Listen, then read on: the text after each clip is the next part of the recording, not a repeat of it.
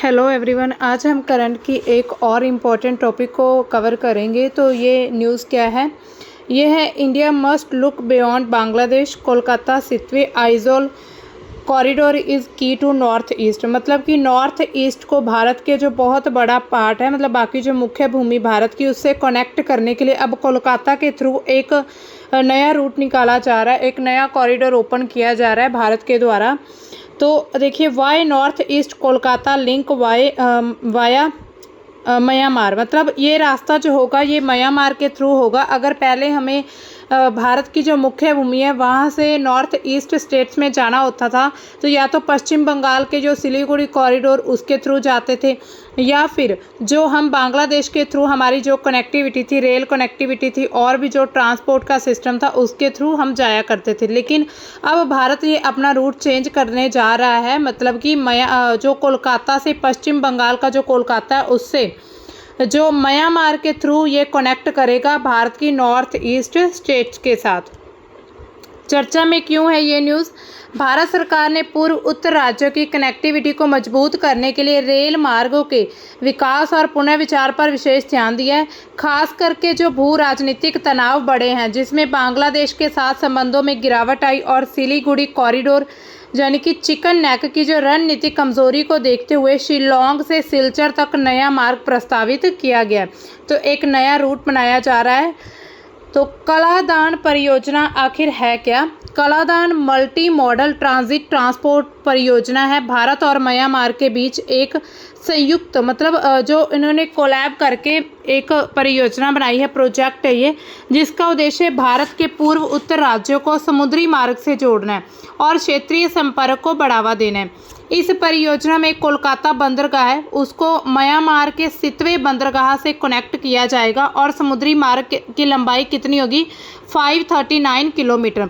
और सितवे से फिर पालेतवा और कलादान नदी के रास्ते जल मार्ग, जिससे 158 किलोमीटर, और पालेतवा से भारत म्यांमार सीमा यानी कि मिजोरम के लांग तलाई तक सड़क मार्ग होगा, फिर 129 किलोमीटर के माध्यम से जोड़ा जाएगा। यहाँ पर आप मैप में देखिए, यहाँ पर सही से पता चलेगा। देखिए यहाँ पर है कोलकाता, एक मिनट, यहाँ पर देखिए कोलकाता, ये जो रेड डॉट है छोटा सा, कोलकाता से इधर जो लेंथ होगी सितवे तक, और सितवे से फिर आगे पालेतवा, और पालेतवा से आगे आइजवाल, और यहाँ पर भी एक आएगा जो, मतलब बिल्कुल जो बाउंड्री है भारत और म्यांमार की जो बाउंड्री, उसके ऊपर एक ये जो भी छोटा एक सिटी होगा, स्टेट, उसके आगे फिर आइजवाल से इसको जोड़ा जाएगा। तो आप देख सकते हैं ये है जल थल मार्ग, हम इसे कह सकते हैं, मतलब वाटर मार्ग भी इसमें है, और जो भी स्थलीय मार्ग वो भी है। तो ये पूर्व उत्तर भारत का ये नया प्रवेश द्वार बनेगा। ये रास्ता जो होगा भारत को, यहाँ से पहले अगर जाना होता तो ये पश्चिम बंगाल से इधर जाते थे, या फिर बांग्लादेश के थ्रू जाते थे। लेकिन अब बांग्लादेश वाली जो कनेक्टिविटी है इसको बंद करके, मतलब इसको कम किया जा रहा है, और सीधा फिर कोलकाता से नॉर्थ ईस्ट स्टेट्स को कनेक्ट किया जा रहा है। इसकी शुरुआत कब होती है? 2008 में समझौता होता है, और निर्माण 2010 में शुरू हुआ था इसका। और इसका जो लागत वो कितनी आई है? 535.91 करोड़ रुपए इसकी शुरुआत में लागत थी, लेकिन अब 3200 करोड़ से अधिक रुपए इसकी जो कॉस्ट आ चुकी है। इसका महत्व क्या है? पूर्व उत्तर राज्यों को सिलीगुड़ी कॉरिडोर के बिना वैकल्पिक मार्ग प्रदान करता है। मतलब सिलीगुड़ी कॉरिडोर की अब ज़रूरत नहीं पड़ेगी, मतलब इतनी ज़रूरत नहीं पड़ेगी। जो भी ज़्यादातर जो भी होगा एक मार्ग, वो अब म्यांमार के थ्रू भारत के नॉर्थ ईस्ट स्टेट्स के साथ जोड़ा जाएगा। भारत म्यांमार की आर्थिक और सामरिक संबंधों को मजबूत करेगा। म्यांमार में चीन के प्रभाव को संतुलित किया जाएगा, तो उसमें भी ये काफ़ी हेल्पफुल होगा। मिजोरम, मणिपुर जैसे लैंडलॉक्ड राज्यों में व्यापार और परिवहन को बढ़ावा देगा। मतलब जो लैंडलॉक्ड स्टेट्स हैं भारत की, वहाँ पर व्यापार और परिवहन को बढ़ावा दिया जाएगा इस योजना के थ्रू। अब देखिए कलादान परियोजना क्यों जरूरी है? सबसे पहले अगर हम देखें तो बांग्लादेश के साथ जो संबंध है वो बिगड़ने शुरू हो चुके हैं भारत के, हाल ही में बांग्लादेश में तख्ता पलट हुआ और वहां के साथ भारत के रिश्तों में गिरावट आई है और भारत को अपने पूर्वोत्तर राज्यों तक पहुंच के लिए एक ऑप्शनल जो रास्ता है वो ढूंढने की ज़रूरत बढ़ गई है। बांग्लादेश के माध्यम से पारगमन मार्ग पर निर्भरता कम करने के लिए कलादान परियोजना को शुरू किया गया, जो कि कोलकाता से म्यांमार के सितवे बंदरगाह और वहां से पूर्वोत्तर भारत तक एक रूट प्रदान करेगा। अब देखिए दूसरा कारण क्या कि सिलीगुड़ी कॉरिडोर चिकन नेक की जो रणनीतिक कमजोरी है।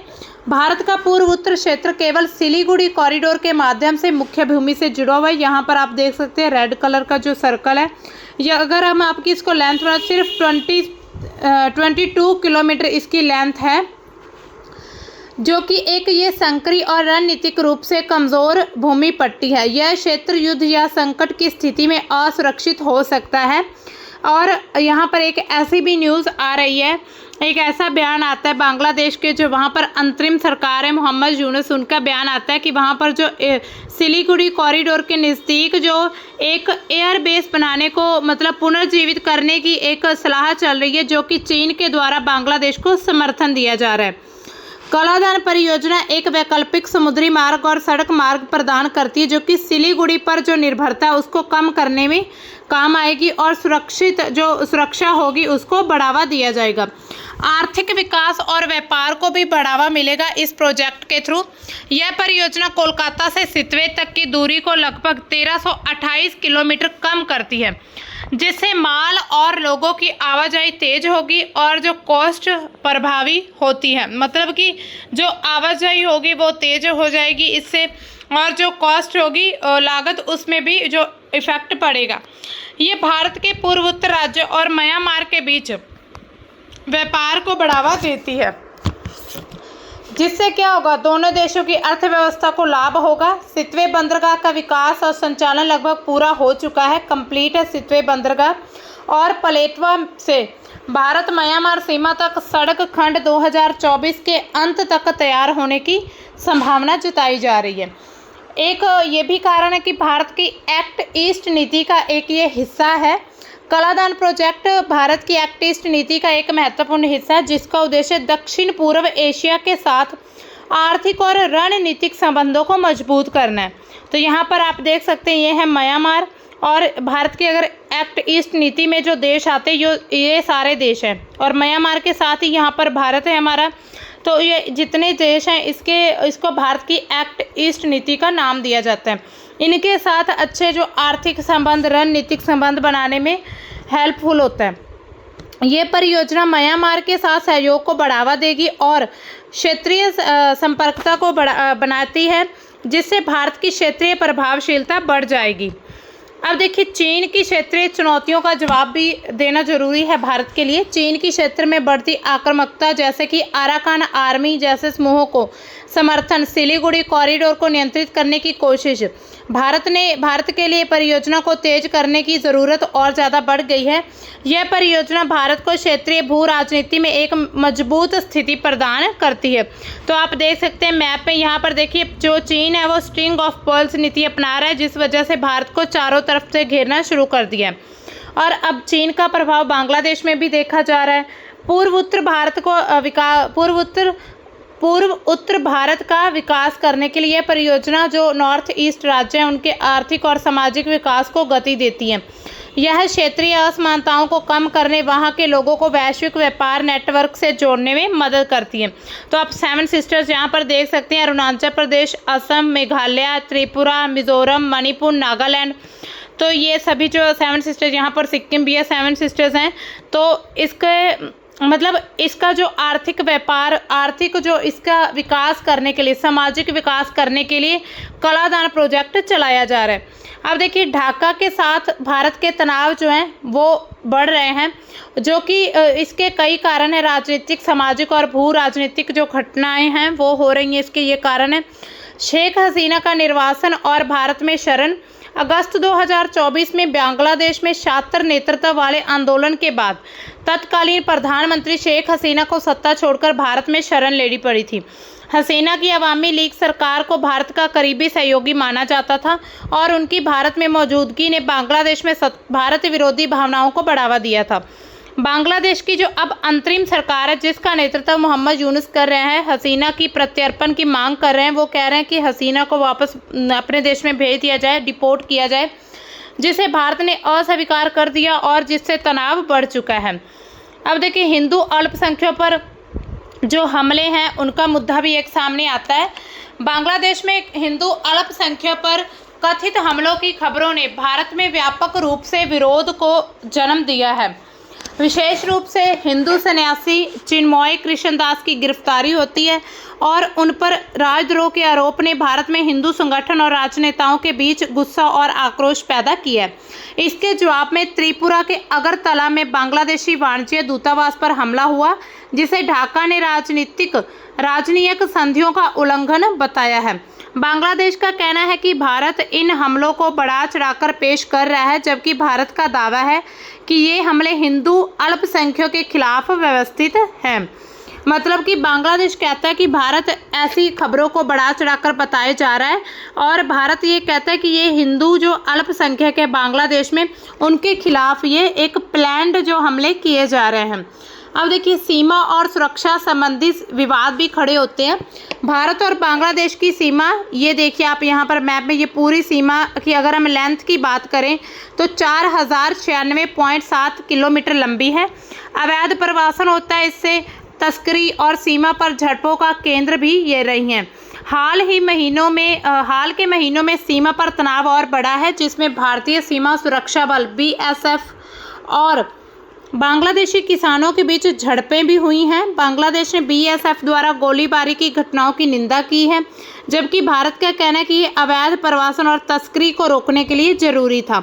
मतलब वहाँ पर BSF के द्वारा जो गोलीबारी की गई थी तो उसकी निंदा करते बांग्लादेश वाले, लेकिन भारत अपने बचाव के पक्ष में कहता है कि ये वहाँ के अवैध प्रवासन और तस्करी को रोकने के लिए ज़रूरी था। चीन और पाकिस्तान का प्रभाव बढ़ रहा है बांग्लादेश पर। बांग्लादेश की अंतरिम सरकार ने चीन और पाकिस्तान के साथ संबंधों को मजबूत करने की दिशा में कदम उठाए। उदाहरण के लिए अगर हम देखें, बांग्लादेश ने चीन के साथ रणनीतिक समझौते को बढ़ावा दिया और पाकिस्तान के विदेश सचिव की ढाका यात्रा ने भारत की चिंता को बढ़ा दिया। मतलब चीन ने बांग्लादेश के जो अभी अंतरिम सरकार के जो मुख्य प्रधानमंत्री हैं मोहम्मद यूनुस, वो चीन जाते हैं दौरा करने के लिए और वहाँ पर उनकी क्या बातचीत होती है उसमें एक बयान ये भी आता है जिसमें जो मोहम्मद यूनुस कहते हैं कि मैं हिंद महासागर में पूरा मतलब अकेला ही मैं जो हूँ एक संरक्षक हूँ। तो इससे भारत की चिंता बढ़ जाती है। सिलीगुड़ी कॉरिडोर के पास बांग्लादेश के लाल मोनिरहाट एयरबेस पर चीनी PLA की मौजूदगी की खबरें आती हैं और भारत के लिए ये एक खतरा हो सकती हैं। अब देखिए, पानी और बाढ़ का विवाद भी होता है 2024 में। अगस्त 2024 में त्रिपुरा के डंबर डैम से पानी छोड़े जाने के बाद ढाका में बाढ़ की स्थिति उत्पन्न हुई थी, जिसके लिए बांग्लादेश ने भारत को जिम्मेदार ठहराया। भारत ने ये कहा कि उसने समय से पहले सूचना दी थी, लेकिन इस घटना ने दोनों देशों के बीच अविश्वास और गहरा कर दिया है। मतलब भारत कहता है कि हमने पहले इनको सूचना दी थी कि हम डैम का पानी छोड़ने वाले हैं, लेकिन फिर जो बांग्लादेश है वो कहता है हमें कोई सूचना नहीं मिली और उन्होंने इस चीज़ को गलत ठहराया, जिस वजह से तनाव और ज़्यादा बढ़ गए। आर्थिक और व्यापारिक तनाव भी बढ़े हैं। भारत और बांग्लादेश के बीच 2023-24 में $14 बिलियन का द्विपक्षीय व्यापार था, लेकिन हाल के तनाव ने व्यापार समझौते जैसे कि प्रस्तावित मुक्त व्यापार समझौते FTA पर असर डाला है। बांग्लादेश ने भारत द्वारा गैर टैरिफ बाधाओं और सीमित बाजार पहुंच की शिकायत की, जिससे आर्थिक सहयोग प्रभावित हुआ है। सिलीगुड़ी कॉरिडोर की रणनीतिक चिंता ये हम पहले देख चुके कि चिकन नेक कॉरिडोर पर जो चाइना है वो बांग्लादेश के थ्रू यहाँ भारत के जो सिलीगुड़ी कॉरिडोर पर कब्जा करने की योजना बना रहा है, जिस वजह से भारत और बांग्लादेश के बीच संबंध बिगड़ते नजर आ रहे हैं। भारत के द्वारा पूर्व उत्तर के लिए रेल मार्गों पर फिर से विचार किया जा रहा है। भारत ने अब ऐसा सोचा है कि नॉर्थ ईस्ट स्टेट्स के साथ जो रेल मार्ग, जो भी रेल कंस्ट्रक्शन या रेल ट्रांसपोर्ट जो भी किया जा रहा था बांग्लादेश के थ्रू, अब उसको दोबारा फिर से मतलब नए रेल मार्ग खोजने की एक योजना बन रही है। भारत अपने पड़ोसियों के साथ सीमा पार रेलवे संपर्क विकसित करने में महत्वपूर्ण भूमिका निभा रहा है। नेपाल के साथ 2 रेल संपर्क है, रक्सौल बीरगंज और जयनगर बिजलपुर पूरी तरह से चालू, और तीसरा एक बन रहा है जो कि जोगबन विराटनगर आंशिक रूप से पूरा हो चुका है, लेकिन अभी उसका चालू होना बाकी है। तो 2 आप याद रखिए, नेपाल के साथ 2 है, रक्सौल बीरगंज और जयनगर और बिजलपुर, ये अभी मतलब चल रहे हैं, ये अभी वर्किंग में है, और तीसरा बन रहा है। इन मार्गों पर नियमित माल और यात्री रेल सेवाएं चल रही हैं। बीरगंज काठमांडू लाइन सहित कई सर्वेक्षण प्रगति पर हैं। तो मैप में आप देखिए यहाँ पर, तो जयनगर से इधर बिजलपुर जो है ये नया इसका एक है, मतलब ये अभी चल रहा है, चालू है। और यहाँ पर बीरगंज से काठमांडू यहाँ पर भी दिया हुआ है, आप देख सकते हैं मैप। भूटान के साथ भी भारत के कुछ ऐसे संबंध है कि रेल मार्ग जैसे कुछ ट्रांसपोर्ट सिस्टम को उनके साथ कनेक्टिविटी दी जा रही है। भूटान के में गेलेफू को भारत के कोकराझार से जोड़ने वाली रेल लाइन के लिए सर्वेक्षण पूरा हो चुका है। साथ ही हाशिमारा कुवेंशोलिंग रेल लिंक भी हो चुका है पूरा। बांग्लादेश के साथ 5 cross border rail interchange point चालू हैं। गेडे दर्शन, पेट्रापोल, बेनापोल, सिंघाबाद, रोहनपुर, राधिकापुर, बिरोल, हल्दीबाड़ी और चिलाहाटी। तो ये 5 रेल कनेक्टिविटी है जो भारत और बांग्लादेश के बीच अभी तक चल रही है। अगरतला और अखौरा के बीच 6ठे लिंक पर भी काम पूरा हो चुका है। भारत और बांग्लादेश के बीच 3 यात्री वाहक ट्रेनें बंधंग एक्सप्रेस, मैत्री एक्सप्रेस और मिताली एक्सप्रेस चलती हैं। हालांकि पिछले अगस्त में नागरिक आंशिक अशांति शुरू होने के बाद से तीनों यात्री सेवाएं निलंबित है। कई मालगाड़ियों का बहुत आदान प्रदान जारी है, मतलब कई बार ऐसा होता है रास्तों में दिक्कत भी आ जाती है तो फिर जो एक्सचेंज करना पड़ता है उनको। बांग्लादेश इंडिया की कनेक्टिविटी को अगर हम देखें तो आप मैप के थ्रू समझ सकते हैं। यहाँ पर आप देखिए ये कनेक्टिविटी दी जा रही है ऐसे भारत में। तो ये जो ब्लू कलर की है ये नदी, मतलब ये जो ये जो है रिवर्स आ रही हैं और इसके बीच ही ये एक कनेक्टिविटी दी जा रही है। ढाका से देखिए आप अगरतला, और यहाँ पर कोलकाता से ढाका, ढाका से अगरतला। तो यहाँ पर प्लेसेस के नाम दिए हुए हैं, आप जस्ट इन्हें एक बार देख सकते हैं। यहाँ पर आप देखिए हल्दीबाड़ी, चिलीहाटी, राधिकापुर और बिरोल, सिंहबाद से रोहनपुर, और इधर गेडे से दर्शना, पेट्रापोल से बेनापोल और अखूरा से अगरतला, मतलब ये आपस में इनको कनेक्ट किया गया है। भारत की एक्ट ईस्ट नीति के तहत म्यांमार ने महत्वपूर्ण भूमिका निभाई। भारत म्यांमार थाईलैंड एक्सप्रेसवे दक्षिण पूर्व एशिया के साथ भारत के संपर्क को चालू करने के लिए महत्वपूर्ण है। भारतीय रेलवे इम्फाल तामू और तामू काले लाइनें के लिए स्वीकृति परियोजनाओं पर भी काम कर रहा है। इन लापता रेल मार्ग संपर्कों पर ध्यान केंद्रित करने और वित्तीय संसाधनों की आवश्यकता है ताकि म्यांमार के पूर्व में भारत और पश्चिम में थाईलैंड के साथ सीमा पर संपर्क किया जा सके। अब देखिए कोलकाता सितवे आइजोल प्रोजेक्ट क्या है, जो मेन प्रोजेक्ट अगर हम देखें भारत के द्वारा चलाया जा रहा है। कोलकाता सितवे आइजोल प्रोजेक्ट को KMTTP यानी कि Kaladan multi modal transit transport project के नाम से भी इसको जाना जाता है। भारत और म्यांमार के बीच एक बुनियादी ढांचा परियोजना है। इसका उद्देश्य भारत के पूर्वी बंदरगाह कोलकाता से म्यांमार के जो बंदरगाह सितवे बंदरगाह के माध्यम से मिजोरम की राजधानी आइजोल से कनेक्ट करना है, जिससे भारत के पूर्वोत्तर राज्यों को वैकल्पिक और कुशल कनेक्टिविटी प्रदान की जा सकेगी। मैप पे आप फिर से देखिए, कोलकाता से इधर है 539 किलोमीटर सितवे से आगे पलेटवा, फिर है कलेटवा और उसके आगे जोरिनपुई और फिर लांगुडवाटी और फिर आइजवाल, मतलब इतने यहाँ पर स्टेशन होंगे। यहाँ पर आप देखिए पहले थल मार्ग है भूमि के थ्रू, फिर पानी के थ्रू जल मार्ग और फिर भूमि के थ्रू स्थल मार्ग है।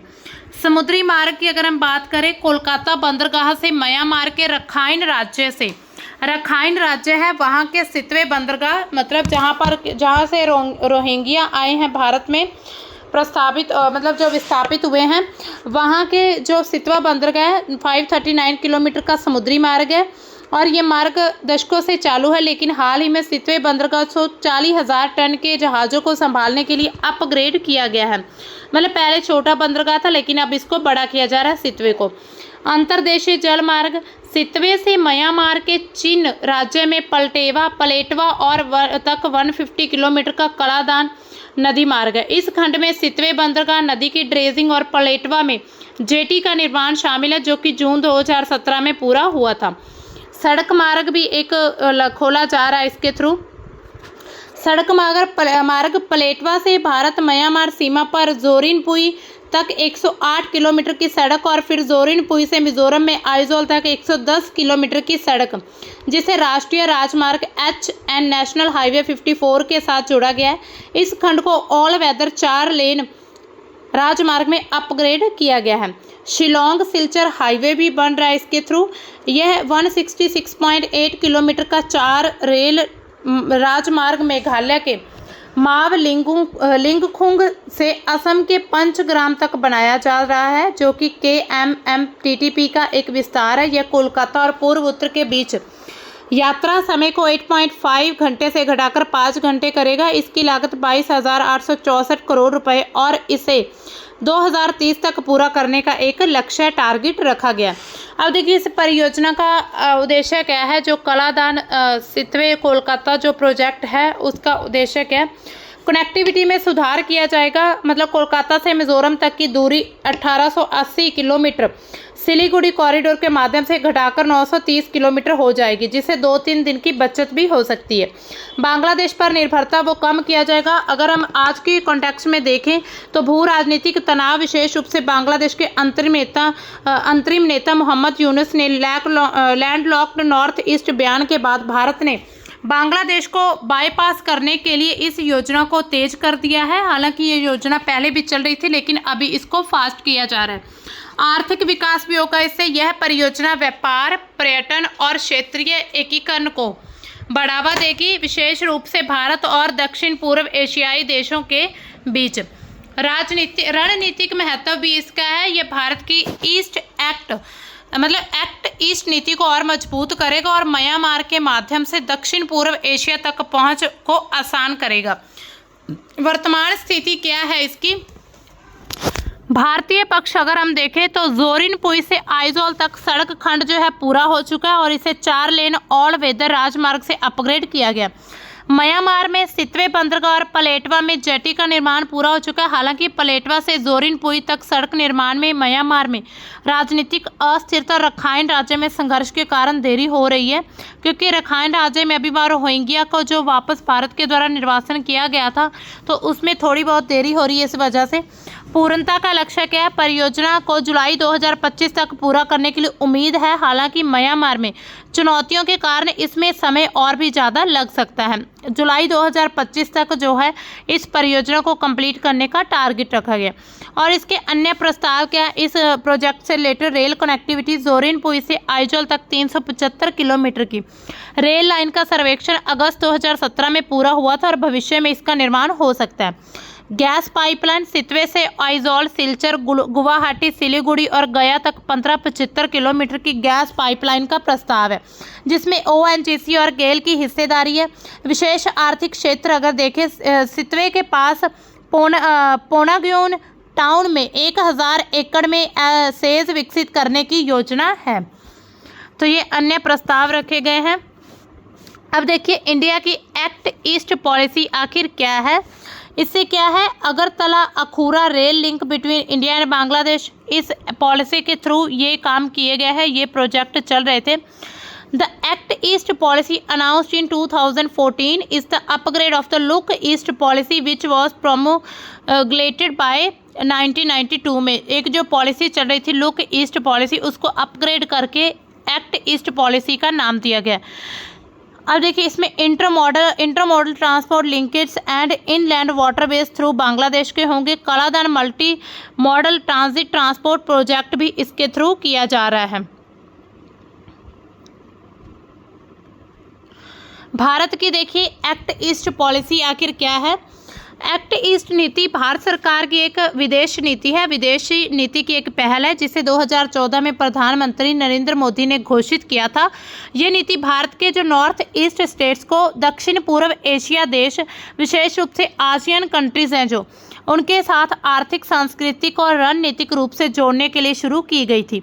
ये 1991 में शुरू हुई थी। लुक ईस्ट नीति को अपग्रेड करके अब इसको भारत की एक्ट ईस्ट पॉलिसी का नाम दिया गया, जो न केवल व्यापार और निवेश पर ध्यान देती है बल्कि भौतिक कनेक्टिविटी, लोगों के बीच संपर्क, रणनीतिक सहयोग पर भी जोर दिया जाता है। अब देखिए, एक्ट ईस्ट नीति के प्रमुख उद्देश्य क्या है? आर्थिक एकीकरण, भारत के पूर्व उत्तर राज्यों को दक्षिण पूर्व एशिया के साथ व्यापार निवेश के लिए जोड़ना, क्षेत्रीय व्यापार समझौते जिसमें RCEP क्षेत्रीय व्यापक आर्थिक भागीदारी, भारत आसियान मुक्त व्यापार समझौते का उपयोग करना, पूर्व उत्तर में बुनियादी ढांचे का विकास, सड़क, रेल, बंदरगाह परियोजना, Kaladan, multi modal transit transport project. तो ये एक आर्थिक एकीकरण के लिए किया जा रहा है, मतलब किया गया, ये एक पॉलिसी बनाई गई थी। कनेक्टिविटी में सुधार हुआ है। भारत के पूर्व उत्तर में म्यांमार, बांग्लादेश और अन्य देशों के साथ जोड़ने के लिए सड़क, रेल, समुद्री, हवाई मार्गों का विकास हुआ है। भारत, म्यांमार, थाईलैंड त्रिपक्षीय राजमार्ग, कलादान परियोजना और BCIM आर्थिक कॉरिडोर जिसमें बांग्लादेश, चीन, भारत, म्यांमार, पूर्व उत्तर में हवाई अड्डों और डिजिटल कनेक्टिविटी का विस्तार हुआ है। यहाँ पर आप देख सकते हैं एक्ट ईस्ट पॉलिसी के तहत भारत जो है अपना, मतलब जो ईस्ट स्टेट्स, ईस्ट कंट्रीज हैं उन पर अपना प्रभाव बढ़ाना चाहता है। रणनीतिक महत्व क्या है? दक्षिण पूर्व एशिया में भारत की उपस्थिति को मजबूत करना, विशेष रूप से चीन के बढ़ते प्रभाव जिसमें बेल्ट एंड रोड इनिशिएटिव का मुकाबला करने के लिए इसको बनाया जा रहा है। भारत प्रशांत क्षेत्र में रणनीतिक साझेदारी जैसे कि quad, Bharat, America, Japan, Australia के साथ तालमेल रखने के लिए इस पॉलिसी को बनाया गया। म्यांमार और थाईलैंड जैसे देशों के साथ रक्षा सुरक्षा सहयोग को बढ़ावा देने के लिए। सांस्कृतिक और लोगों के बीच संपर्क, बौद्ध और हिंदू सांस्कृतिक सर्किट को बढ़ावा देना और बौद्ध तीर्थ स्थलों का विकास करना, ये भी एक इसका उद्देश्य है। शिक्षा, पर्यटन और छात्र विनिमय कार्यक्रमों के माध्यम से लोगों के बीच संपर्क को मजबूत करना। अब देखिए, प्रमुख परियोजनाएं और पहल क्या है? कलादान मल्टी मॉडल ट्रांजिट जो ट्रांसपोर्ट प्रोजेक्ट है वो भी इस पॉलिसी के तहत बनाया जा रहा है। भारत, म्यांमार, थाईलैंड त्रिपक्षीय राजमार्ग जो बनाया जा रहा है जिसकी लेंथ 1360 किलोमीटर का ये राजमार्ग होगा, थाईलैंड से माय मोड तक बनाया जाएगा। इम्फाल मांडले बस सेवा शुरू की जा रही है। भारत और म्यांमार के बीच लोगों के बीच संपर्क को बढ़ावा देना, ये भी एक बस शुरू करने की एक पहल है। पूर्व उत्तर में बुनियादी ढांचा, Shillong Silchar highway, Agartala Akhaura rail link, Siliguri corridor को बाईपास करने वाले वैकल्पिक मार्ग, आसियान भारत शिखर सम्मेलन, नियमित बैठकों के माध्यम से सहयोग को मजबूत करना। चुनौतियां क्या आती हैं इसमें? भौगोलिक बाधाएं जैसे कि पूर्व उत्तर भारत का जटिल भूगोल और सिलीगुड़ी कॉरिडोर पर निर्भरता, राजनीतिक अस्थिरता, म्यांमार में सैन्य तख्ता पलट 2021 में होता है और बांग्लादेश में हाल के राजनीतिक बदलावों में परियोजनाओं में देरी की, सुरक्षा चिंता, पूर्व उत्तर में उग्रवाद और सीमा पर तनाव बढ़ा है और वित्तीय और तकनीकी बाधाएं जैसे कि बड़े पैमाने पर बुनियादी ढांचा परियोजनाओं के लिए उच्च लागत और तकनीकी चुनौतियां। तो ये कुछ चुनौतियां आती हैं इन जो एक्ट ईस्ट पॉलिसी है उसके तहत। अब देखिए, भारत और म्यांमार के बीच एक कनेक्टिविटी शुरू होने जा रही है, तो उसमें उसके कॉन्टेक्स्ट में हम संबंध देख लेते हैं।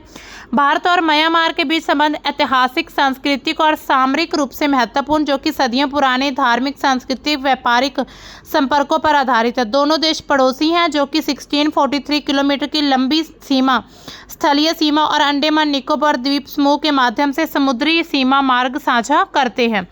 ऐतिहासिक और सांस्कृतिक संबंध अगर हम देखें, पहले आप मैप देख लीजिए। यहाँ पर ये म्यांमार का मैप है, आप इसको कन्फ्यूज मत होइएगा, ये म्यांमार का मैप है। इसके साथ ये जो भारत की नॉर्थ ईस्ट स्टेट्स है उसका मैप यहाँ पर है और आगे ये थाईलैंड, लाओस, कंबोडिया जो भी देश हैं वहाँ पर है। अब देखिए, ऐतिहासिक सांस्कृतिक संबंध क्या है? बौद्ध और सांस्कृतिक संपर्क, भारत और म्यांमार के बीच बौद्ध धर्म के माध्यम से गहरे सांस्कृतिक संबंध है। म्यांमार में बौद्ध धर्म भारत से ही फैला था और कई भारतीय तीर्थ स्थल बोध गया म्यांमार के बौद्धों के लिए एक महत्वपूर्ण है। आपको अगर पता हो, म्यांमार में भी बहुत मतलब जो बहुसंख्यक आबादी है और भारत के द्वारा ही ये फैला था बाकी जो भी एशियाई कंट्रीज़ हैं उनमें, तो इसी वजह से भारत और म्यांमार के जो संबंध है वो बहुत पुराने हैं। औपनिवेशिक काल ब्रिटिश शासन के दौरान म्यांमार, तब बर्मा कहा जाता, 1937 तक भारत का हिस्सा माना जाता था, जिससे दोनों देशों के बीच प्रशासनिक और सामाजिक संबंध मजबूत हुए थे। भारतीय प्रवासी म्यांमार में भारतीय मूल के लोगों की एक महत्वपूर्ण आबादी है जो कि व्यापार, सांस्कृतिक आदान प्रदान का हिस्सा रही है। आर्थिक संबंध कैसे हैं? भारत और म्यांमार के बीच व्यापार 2023-24 में लगभग 1.7 बिलियन अमेरिकी डॉलर तक का था और भारत म्यांमार को दवाइयाँ, भारत के द्वारा जो एक्सपोर्ट किया जाता है दवाइयाँ, इलेक्ट्रॉनिक्स और मशीनरी निर्यात करता है। म्यांमार से दालें, लकड़ी और अन्य कच्चे माल आयात किए जाते हैं। निवेश, भारत ने म्यांमार में बुनियादी ढांचा, ऊर्जा, कृषि क्षेत्रों में निवेश किया है, जैसे कि सितवा बंदरगाह और तमु कालेवा कोलेम्यू सड़क परियोजना, कलादान परियोजना, मल्टी मॉडल ट्रांजिट परियोजना भारत के पूर्व उत्तर राज्यों को म्यांमार से के सितवा बंदरगाह से जोड़ती है, जिससे व्यापार और संपर्क बढ़ता है। भारत म्यांमार के जो तेल और गैस क्षेत्रों में रुचि रखता है, विशेष रूप से शवे गैस के क्षेत्र में, श्वेत गैस। अब देखिए सामरिक और रक्षा संबंध कैसे हैं। भारत और म्यांमार सीमा सुरक्षा, आतंकवाद विरोधी उपाय, नशीले पदार्थों की तस्करी रोकने के लिए एक दूसरे का सहयोग करते हैं और दोनों देश संयुक्त सैन्य अभ्यास जैसे कि IMEX जैसे हैं वो एक एक्सरसाइज की जाती है। भारत की एक्ट ईस्ट पॉलिसी और हिंद प्रशांत दृष्टिकोण में म्यांमार एक महत्वपूर्ण साझेदार है, विशेष रूप से चीन के क्षेत्रीय प्रभाव को संतुलित करने के लिए। भारत म्यांमार की नौसेना को प्रशिक्षण और उपकरण प्रदान करता है, साथ ही समुद्री सुरक्षा के लिए संयुक्त भी करता है। क्षेत्रीय सहयोग कैसा है? बिम्स्टेक और आसियान, भारत बिम्स्टेक का सदस्य और बिम्स्टेक आसियान का हिस्सा है, जिसके माध्यम से भारत क्षेत्रीय सहयोग को बढ़ावा देता है। मेकोंग गंगा सहयोग है, जो भारत और म्यांमार इस मंच के तहत सांस्कृतिक और आर्थिक सहयोग को बढ़ावा देते हैं। तो ऐसे बहुत से उनके बीच एग्रीमेंट हुए हैं भारत और म्यांमार के बीच। अब देखिए इसमें चुनौतियां क्या आती हैं इनके भारत और म्यांमार के संबंधों को लेकर। 2021 में सैन्य तख्ता पलट होता है और उसके बाद राजनीतिक अस्थिरता ने भारत म्यांमार के संबंधों को प्रभावित किया। भारत ने म्यांमार की स्थिति पर संतुलित रुख अपनाया, जिससे लोकतंत्र की बहाली का समर्थन किया गया, लेकिन सैन्य शासन के साथ भी संपर्क बनाए रखता है। रोहिंग्या शरणार्थियों का मुद्दा भारत के लिए एक जटिल चुनौती है, क्योंकि म्यांमार के साथ संबंधों को प्रभावित करता है। भारत में शरणार्थी नीतियों को बहस के लिए जन्म देता है। म्यांमार में चीन की बढ़ती उपस्थिति, बेल्ट एंड रोड इनिशिएटिव परियोजनाएं भारत के लिए सामरिक चुनौती हैं। सीमा पर तस्करी, उग्रवाद, अवैध आवर्जन जैसे समस्याएं दोनों देशों के लिए चिंता का विषय बनी हुई हैं। हाल की प्रगति अगर हम देखें तो अगर हम प्रेजेंट में देखें भारत और म्यांमार के संबंधों को, भारत ने म्यांमार के साथ एक प्रोजेक्ट शुरू किया जो आपको पता चल ही गया होगा। कलादान परियोजना को तेज करने पर ध्यान और केंद्रित किया, खासकर बांग्लादेश के साथ संबंधों में अनिश्चितता के बाद। म्यांमार में सैन्य शासन के बावजूद, म्यांमार में जो होता है मिलिट्री मतलब जिसे बोलते हैं मार्शल लॉ, उसके बावजूद भारत ने मानवीय सहायता की और बुनियादी ढांचे परियोजना के माध्यम से संबंध बनाए रखे थे। दोनों देशों ने सीमा प्रबंधन और आतंकवाद विरोधी सहयोग को मजबूत करने के लिए नए समझौते पर हस्ताक्षर भी किए हैं। तो ये कुछ हाल ही की जो प्रगति है भारत के म्यांमार के बीच वो चल रही है। तो ये थी हमारी आज की न्यूज़। मिलते हैं हम अपनी नई न्यूज़ के साथ, तब तक के लिए बाय। Thanks for watching.